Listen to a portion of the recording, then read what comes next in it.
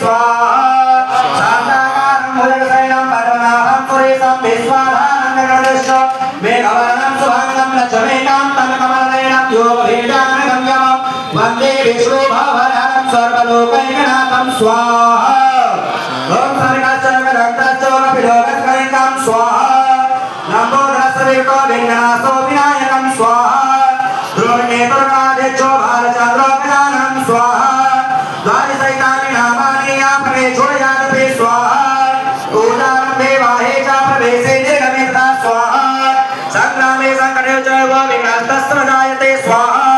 तुभ्यं बलं धनं देवं शशिवर्णं चतुर्भुजं स्वाहा प्रसन्नवदनं ध्यायतो सुरभिघ्नोपशान्तये स्वाहा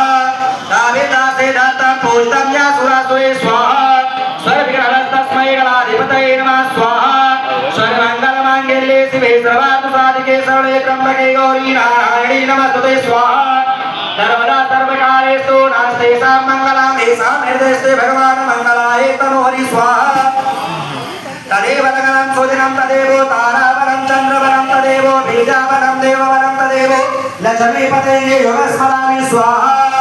लाभतेषां जयतेषां कुरुतेषां पराजया येषां देवस्यामो हृदयस्थो जनार्दन स्वाहा वक्रतुण्ड महाकाय सूर्यकोटि समप्रभा निर्विघ्नं कुरु मे देवो सर्वकार्येषु सर्वदा स्वाहा